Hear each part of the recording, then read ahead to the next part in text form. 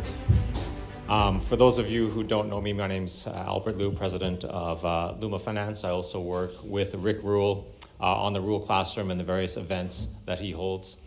I'm a big fan of this seminar, so I'm always so honored when Jayant asks me to participate. And this year was particularly special because, Maxime, I don't know if you know, but there's sort of an unstated rule that we don't really talk politics at this conference. And so when he invited me to come interview you, even though I didn't know that much about you, I knew you must be a special breed for Jayant to invite you not only to speak, but to do this interview. So I really enjoyed the preparation that I did for this interview. I watched many of your videos, and a couple things stood out. And one is just your style, because as we know, when you have someone who's essentially, or actually literally, a third-party outsider, the media is not very friendly. I mean, they really, there's an agenda, they come after you, they try to put you in a box, they try to label you. He's been called Mad Max and other things like that. Is it the goal of that interview? Absolutely, not this one, but yes, those other ones, it seems like it's the goal. And you're always very good about, first of all, not running from the difficult answer, maybe the answer that people out there might not want to say. You'll say it. But you also do it in a way that is non-confrontational, so it keeps the conversation going. And I think I want to pay you that compliment because I think it's a very good skill. Also, what I notice is it's very rare to have someone in your position citing Hazlitt and Mises and Rothbard and so on and so forth. That was really unusual. So I wanted to maybe for the first part of this interview just to get to know you a little bit. I know that you're from Quebec. Yeah.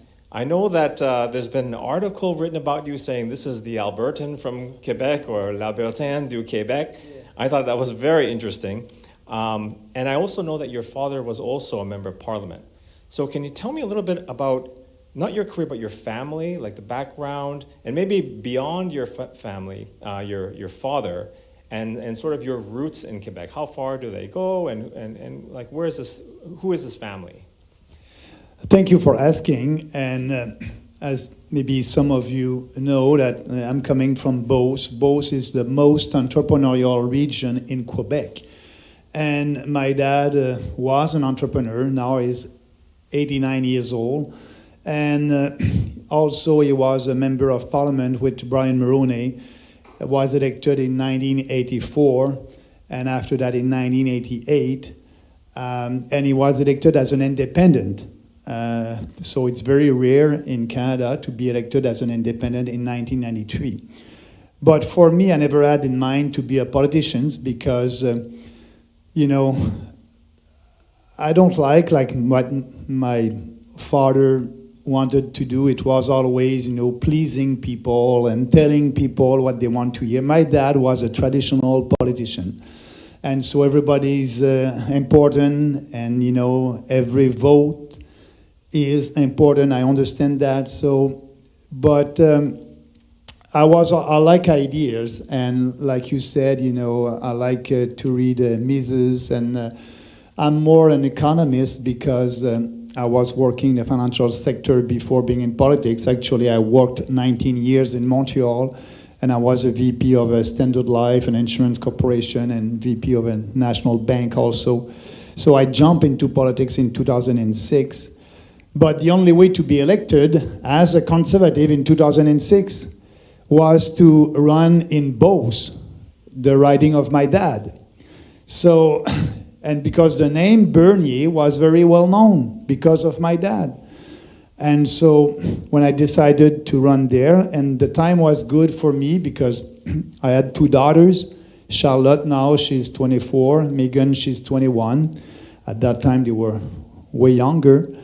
But I had a divorce in 2005, and my ex-wife told me, if you go into politics, I will divorce you. But that was not the reason of the divorce, and I can tell you now, my ex-wife, she's a nice friend, and we have a good relationship. So I went back in Beauce, And I had a dinner with Stephen Harper in 2005, and he was looking for candidates for Quebec.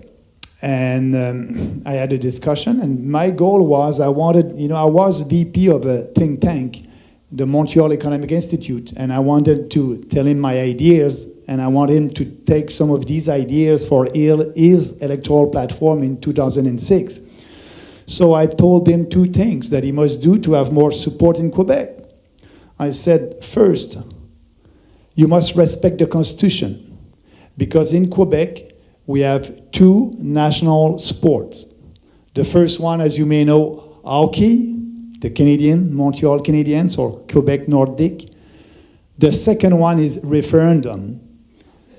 So if you don't want to have a referendum, if you want to have constitutional peace, you must respect the Constitution and not interfere in provincial jurisdictions. And by the way, by doing that, it would be good for you in Quebec, but also for you in Alberta and all across the country. And the other thing I said, Quebecers are paying a lot of taxes. You must have a pledge to reduce taxes for Quebecers and all Canadians. And so I believe that he liked it.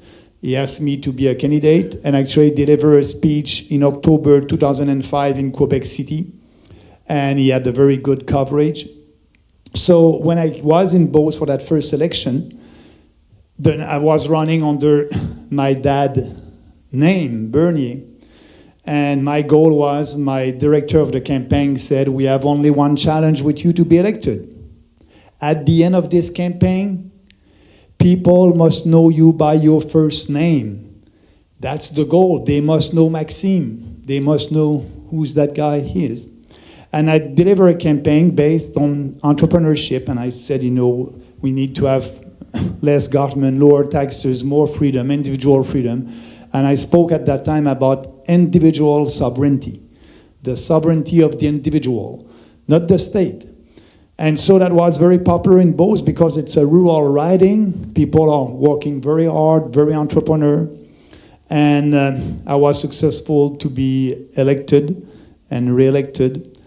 So my values are based on my family and education. Before being in politics, my dad was an entrepreneur. He was a morning man at a radio station in Beauce, and he opened the radio station in 1952 in Beauce. And so communication, he was a good communicator, but a traditional politician. And I just want to finish with, when I decided to run for the leadership of the Conservative Party of Canada in 2016, I was the free market guy in the upper government. That was my reputation.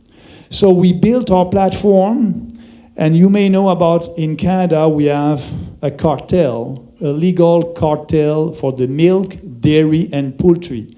We call that supply management. The producers are fixing the price. You don't have any competition coming from other countries because there's huge tariff on butter and milk. And so it's a cartel, and Canadians are paying twice the price for eggs. And so I said to my team, and I was coming from a rural riding in Canada where you have the most dairy producers in this country. And they wanted to keep their privilege. So when we built our platform for that leadership campaign, I said, okay, what would be my position on supply management? Because I know that journalists will ask me that question. Bernier, you believe in freedom and free markets. What about the cartel over there? And are you supporting them? And I say, I cannot say that I'm supporting that cartel. It won't be in line with what I said and what I believe in. And so my team told me, said, no, if you do that, you won't be elected as the leader of the Conservative Party because that cartel is very powerful. They were right and wrong. So I decided to run and saying, we must abolish that cartel and supply management and with a transition period. So I was the only one. And I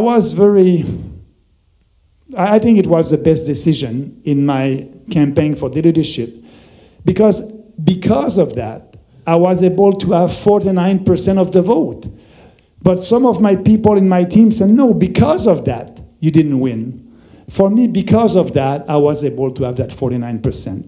So, and that platform was the base of the People's Party platform. So with Maxime Bernier, so it's all about ideas, but I will ask that question about my personal life, what I like. I'm a runner, maybe a crazy runner. You know, I'm tall and skinny, so it's easy for me to run. But I did run when I turned 50 years old. I'm 60 now. You know, at 50 years old, you want to do something special. Yeah, some guys find a new wife, order a new car. But for me, I want to do something special, and I'm a runner. So I said, I'm gonna run across my riding from the south of my riding to the north of my riding. That's 108 kilometers. But I want to do that in 12 hours. And I will do that first, I must admit. I wanted to be an ultra marathoner.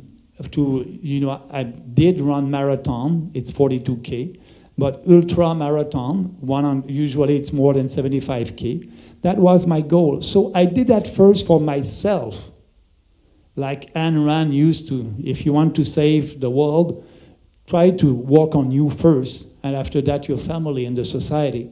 So I was selfish. I did that for me because I wanted to be that runner. But at the same time, I said I must help people in my riding. So we find a cause, a food bank in Beauce, and I decided to raise money for that run. When I started the Saturday morning at 5 o'clock a.m., we had $500 in the bank for that. And at the end of the day, we were able to raise $165,000 for the food bank in Beauce. And 100% of that money, because you had that discussion before, went to the food bank. So no administrative fees, nothing. All the money that we raised went for the food bank. So I like to run. I'm a runner. But when I did train for that for 2 years, I must admit, we're in Western Canada. I know that it would be on social media. But anyway, for my training, you need to rest, you need to eat well. And for me, the best diet was the whole food vegan. So I didn't drink for 2 years, didn't eat meat, fish, nothing that has a head. And I was a full vegan for 2 years, and that was the best diet for myself. I had a lot of energy. Now, yes, I'm eating meat maybe once a week and things like that. But I still like to do my green smoothies in the morning. I won't have a breakfast. I will take my green smoothies around 11 o'clock. Before that, it would be water. I don't drink coffee, just the afternoon sometime, but not in the morning. So I'll have my green smoothies. I will have only 2 meals a day. My smoothies and my dinner, and yes, and when I have time, I want to be with my daughters. And actually, somebody said politics is a crazy profession, but it's a tough environment. But yeah, it can be tough for you. But the worst, it's very tough for your family. So, as you may know, I had the biggest political sexual scandal, and they call that the Julie Couillard affair. I resigned after that. But that being said, that was tough on my family. You're doing things, and you want your children to be proud of what you're doing, but when you have bad coverage, and right now the coverage that I have, 80% of them may be bad, but I'm used to that. And now my family is used to that. But in the beginning, my daughters, I think that was a couple of months ago, she went for her doctor, and she was just a general exam, and Megan Bernier, and she's living in Sherbrooke. Are you a parent with Maxime Bernier? You know, that politician who's speaking about, against the vaccine and all that? And, she said, yes. Do you agree with him? He was not responsible during COVID-19. And she said, it's my dad. I like what he's doing. And you must have a conversation with him. And he will tell you why he took that position. But I'm on his side. But she told me that. But that's not her job to try to defend her father. That's my job to defend my daughters. But she was in a tough position, and now she's older. But that happened when she and also Charlotte were younger. So being in politics, that has a big effect on your family, and they must be 100% with you on that if you want to be able to have a very strong family life. Yeah, I appreciate how tough that is and what a sacrifice it is. I know you like polls, Maxime, so I have some data. No. But we don't do any polls at the People's Party. I'm looking at the polls that are public, but go ahead. It's top issues for Canadians, and the good thing is nowhere in here is Maxime's personal life. I don't see anything about that. What they care about are cost of living. Yeah. Everything comes down to cost of living, healthcare, economy, inflation, those things, and those are things that you address on your platform. Yeah. Very well, actually.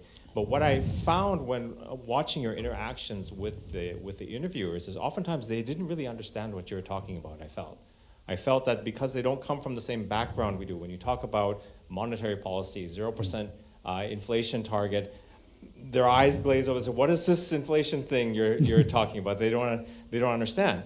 So I think that's part of the problem. But one of the other problems is, I think, something that Dr. Wax referred to. And I'll use the Austrian lingo here because people here understand. It's an issue of time preference. Yeah. Planning for later, planning for future generations, right?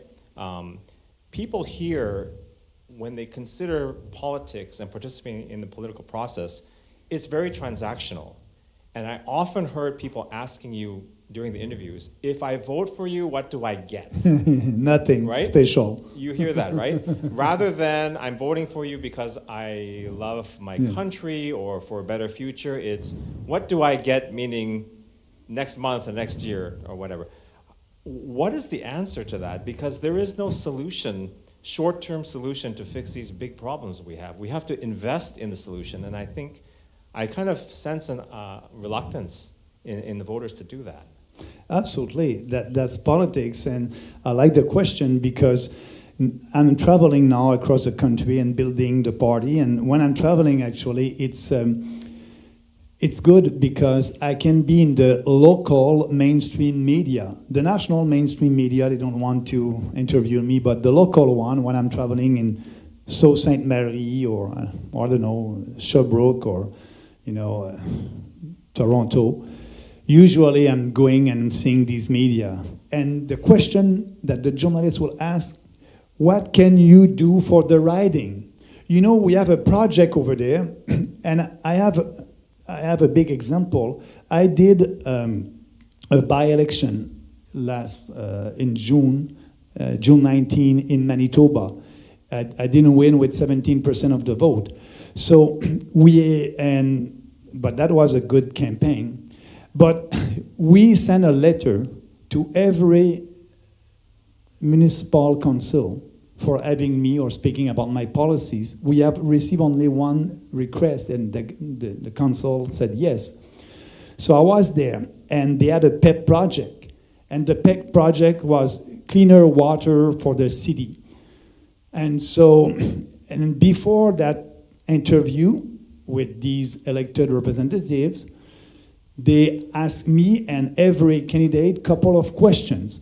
And one question was, what can we do and what can you do for us? Because our water here is not good.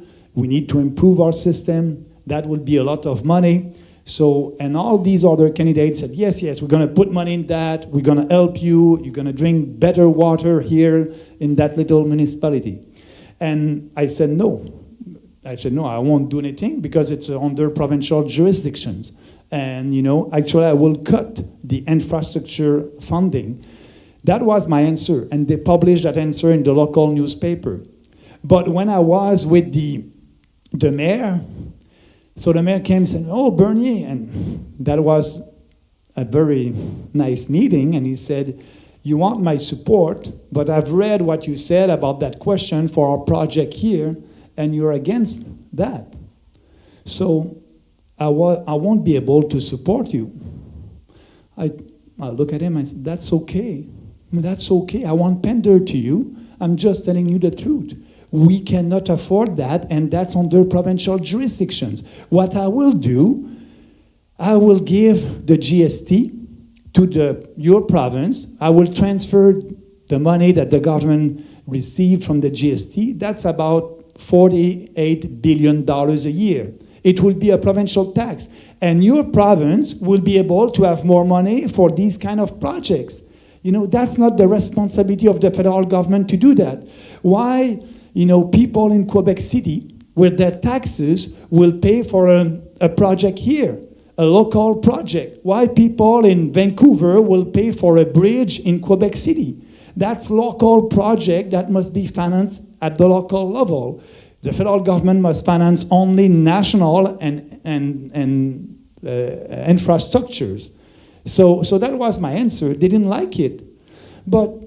And he was surprised about that answer because a politician is supposed to be there and to pander to every single voter. But I'm not like that. And that's why I said in the beginning, this political party is like a think tank and a political party. But I believe it's the right answer. In line with the Constitution, in line with giving more responsibility to the provincial government and the municipal government. The best government is the government that is near people. So we need to respect our Constitution. So yes, that question, what can we do for me? I'll finish with another example. During the leadership contest, a big Muslim organization in Toronto called every candidate for the leadership of the Conservative Party of Canada. And they said, come to our office downtown Toronto. The Muslim community has some questions for you. And we're a lot of voters and we are all conservatives. So I said, I won't pander, I won't go there. But they called back and they said, Bernier, you're the only one who didn't come. So my team told, go, Maxime, go. I said, okay, I'll go. So we had an interview about 45 minutes, and I answered all the questions. And they said at the end of the interview, this is the most important question. Our community will look at the answer of that question to choose for which candidate they will vote. So if you want to take 5 minutes before answering the questions, do it. No rush. So, okay, what is the question? And that was a lady. She said, what will you do for the Muslim community? Oh, I said, that's interesting. I look at her and I said, nothing. I will do nothing for the Muslim community. I will do nothing for the Jewish community. I will do nothing for the Christians community. But I will do everything for you as a Canadian. That's it. So I don't want to pander. That's why we have, identity politics. And all these parties are pandering to different ethnic groups or religions. And no, for me, you're a Canadian, and I believe that we have the best policies for you as a Canadian. And I don't know if I had a lot of vote for the Muslim community, but it's not important. That creating the PPC was I believe, the best decision in my political life. Sorry for taking a long time to answer that question, but I wanted to give you some examples. Yeah, that's fine. That's fine. You, maybe two more quick. Yeah, questions. I'll be quick. Sorry. you have an expression in French which it translates to the more things change, the more they stay the same. Yeah. I think a lot of people believe that the leadership in Canada and elsewhere as well does not represent the values of the people, the interests of the people. It's actually controlled maybe by some external force. And it reminds me of, if you go back in Canadian history to Upper Canada, Lower Canada, when they were controlled by these powerful families, they called it the Chateau clique in Lower Canada.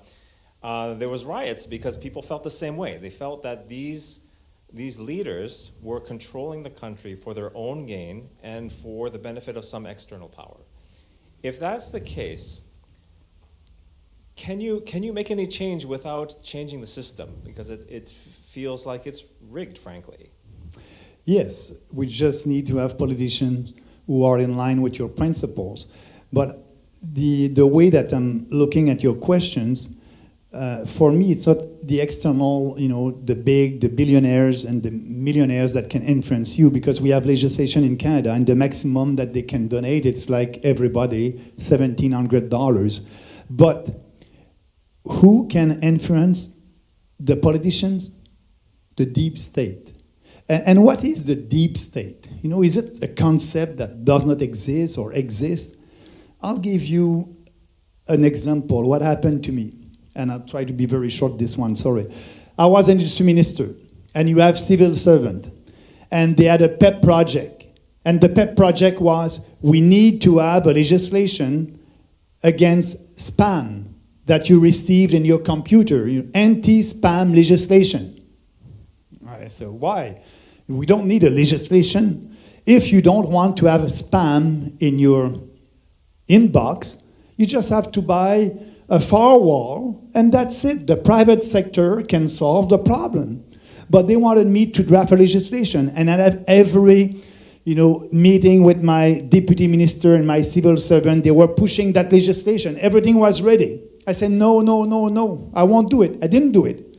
So after that, Harper asked me to be the foreign affairs minister. And Harper appointed a new industry minister. But you had the same civil servant. They were patient, and they had the same pet project.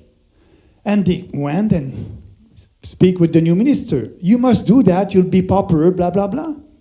And he said yes. And he did it. And we had a cabinet meeting and decision, because he was very proud to promote that legislation. I said, we cannot support that, and I cannot support that. But as you know, during a cabinet meeting, we tried to have a consensus, and I was not able to convince the majority of the ministers around the table. So I had to vote, because for cabinet solidarity, when you have a bill that the cabinet approve in the House, as a minister, you have to vote in line with the cabinet. So cabinet solidarity. I had to vote for that bill that I didn't want. So that's the deep state. They have a project, and they will wait and wait until the time is good. And now we have a legislation in Canada, anti-spam legislation, that I voted for. So I had two choices: to resign as a minister and not vote for that bill, or to vote for that bill and stay as ministers. But I wanted to do more reform, and I had a strategic plan, and I needed more time, so I stayed as a minister to be able to achieve other reform that I wanted to do. And so deep state can control politicians. Civil servants are not elected. They're there, and they can control. And the more people they have under them, the bigger their salary will be. So that's why the state is growing and growing, because for them it's good to have more legislation. If you have more legislation, you'll have more civil servant. If you have more civil servant, the deputy minister will have a bigger salary. So the state is growing and growing. And when you have a bill like that, you just need to wait until you have a politician that will say, okay, I'm going with the flow. I think we're out of time here, but Yeah. I want to thank you. Final question, make it very short. How much energy do you have, Maxime? Are you up for a long distance run? Because this is Yes. a multi-decade, multi-generational fight. We need people who can stay in there. I said to my wife, I turned 60. I'm good for the next 10 years. I like what I'm doing. It's fun. It's challenging. So I will be there for the next election. And after that, we'll have a leadership contest, I believe, for my party. And if they want me to be there, I'll be there for the next 10 years. Yes. All right. Thank you very much, Thank you. Maxime.